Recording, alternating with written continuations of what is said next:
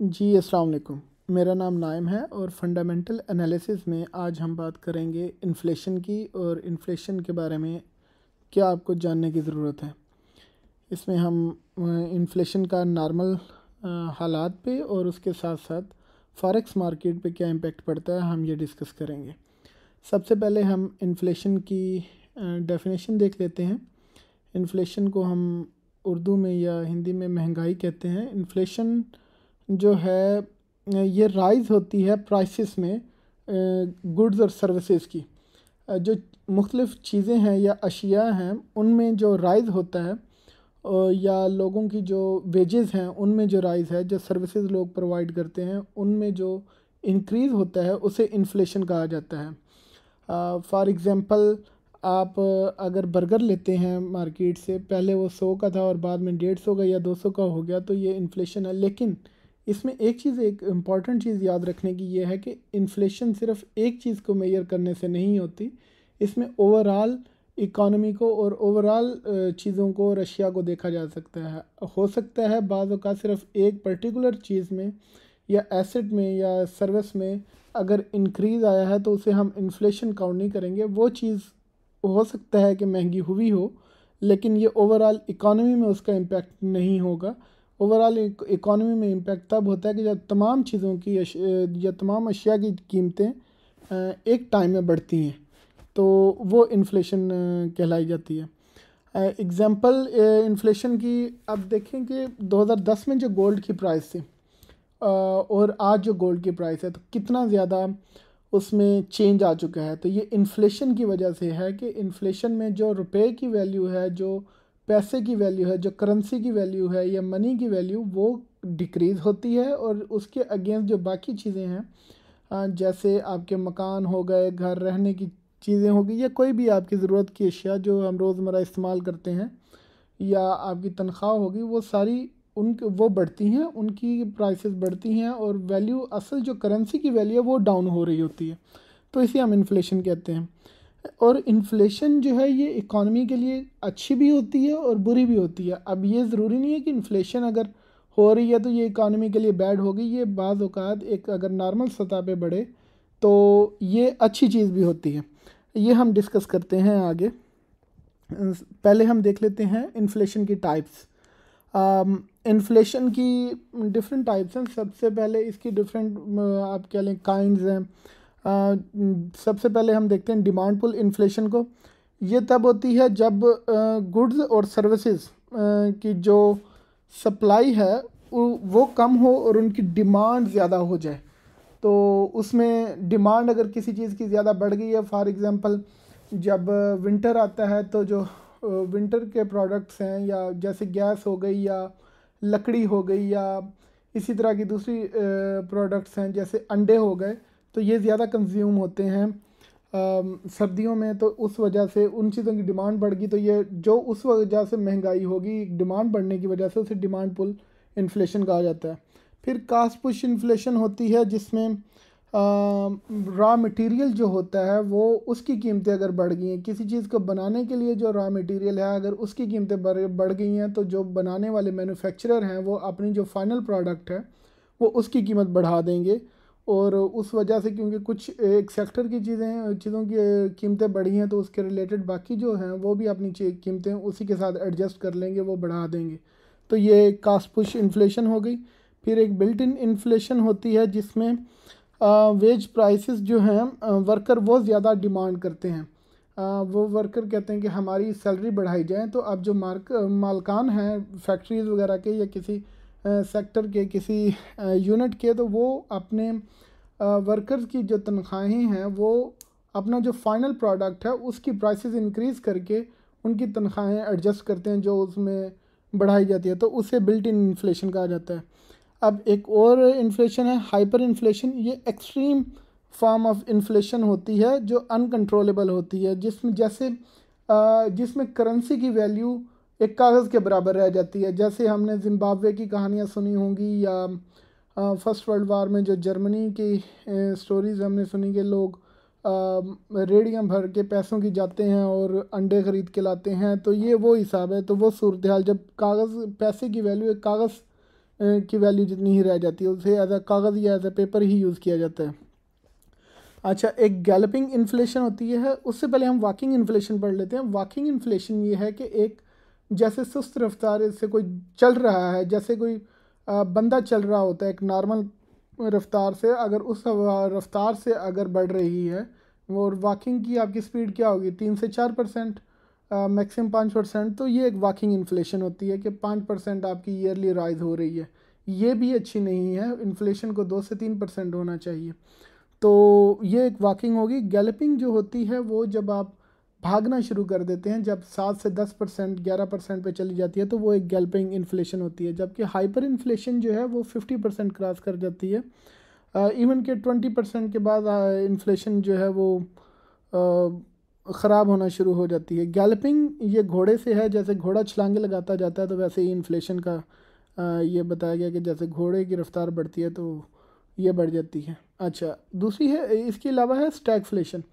अब स्टैगफ्लेशन ये क्या है? अब जैसे मैंने पहले बताया था कि इन्फ्लेशन अच्छी भी हो सकती है इकॉनमी के लिए। वो कैसे अच्छी होगी कि जब अब इन्फ्लेशन में जब इकॉनमी की अगर एक सस्टेनेबल स्टेबल इन्फ्लेशन हो रही है 2 से 3%, तो इसका मतलब ये है कि आपकी चीज़ें जो है मार्केट में चीज़ें ज़्यादा आ रही हैं और लोग उसे उसका पे कर रहे हैं, और पे करने की वजह से लोगों को अखराजात, उनकी सैलरीज अच्छी मिल रही हैं या लोगों के वेजेस अच्छे हैं, जिस वजह से वो ज़्यादा स्पेंड कर रहे हैं, और ज़्यादा स्पेंड करने की वजह से डिमांड ज़्यादा हो रही है, और उस वजह डिमांड ज़्यादा से फिर ग्रोथ ज़्यादा होगी, तो ये इकॉनमी के लिए ओवरऑल एक अच्छी सूरत हाल होती है। जैसे हम यूएसए में देखें तो हमें पता चलता है कि वहाँ पे चीज़ें बहुत ज़्यादा महंगी हैं। अब एक कप कॉफ़ी का वहाँ पे $10 से शुरू होता है, जो हमारे यहाँ पे उसमें अच्छे खासे एक पूरी बारात भुगताई जाए 20-30 बंदों की, वो चाय के कप में या कॉफ़ी के आप एक पूरी अच्छा खासा आप मकदार बना सकते हैं। तो ये चीज़ वो, लेकिन वहाँ पे इकॉनमी भी अच्छी है। तो ये एक इन्फ्लेशन जो है, ये एक सस्टेनेबल और एक स्टेबल इन्फ्लेशन, ये अच्छी चीज़ होती है इकॉनमी के लिए। और स्टैगफ्लेशन में ये होता है कि जब इकॉनमिक ग्रोथ नहीं होती, आपकी इकॉनमिक ग्रोथ स्लो हो जाती है, और अनएम्प्लॉयमेंट भी आपकी बढ़ जाती है। हालांकि इन्फ्लेशन में क्योंकि डिमांड ज़्यादा बढ़ रही है, तो लोग ज़्यादा चीज़ें सप्लाई ज़्यादा करने के लिए लोगों को एम्प्लॉयमेंट ज़्यादा होगी, लोग अपनी फैक्ट्रीज़ की तादाद बढ़ाएंगे क्योंकि डिमांड ज़्यादा प्रोडक्ट क्रिएट करने के लिए। लेकिन स्टैगफ्लेशन में उलट होता है, वहाँ पे एक तो चीज़ों की कीमतें भी बहुत बढ़ रही हैं और अनएम्प्लॉयमेंट भी हो रही है, सेक्टर बंद हो रहे हैं किसी वजह से। जैसे इस टाइम पाकिस्तान की सूरत हाल है, तो वो सूरत हाल होती है जिसमें आपकी बेरोज़गारी बढ़ रही होती है और आपकी इकॉनमिक ग्रोथ स्लो हो जाती है।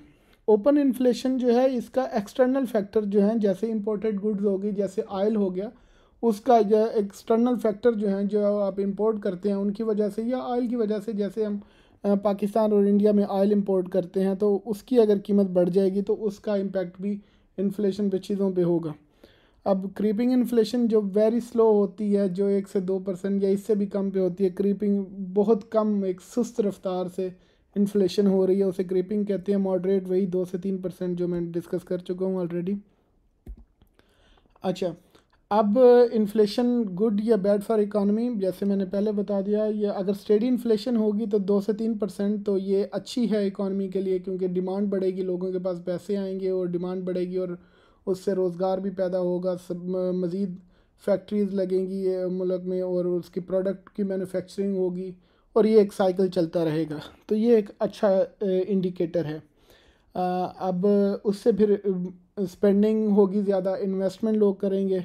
लोगों को पता है कि इन्फ्लेशन हो रही है, तो वो चीज़ें उन्हें पता है कि अगर आपको पता हो कि अच्छा आज जो मेरे पैसे करेंसी की वैल्यू आज जो है 1,000 से मैं 10 चीज़ें ख़रीद सकता हूँ, 1 साल के बाद अगर मैं 8 चीज़ें ख़रीदूँगा, तो इससे बेहतर है कि मैं आज कोई चीज़ ख़रीद के रख लूँ, चाहे वो गोल्ड हो या मैं रियल स्टेट में इन्वेस्ट कर लूँ या मैं किसी स्टॉक में इन्वेस्ट कर दूँ या किसी और इकोनॉमिक सेक्टर में इन्वेस्ट कर दूँ।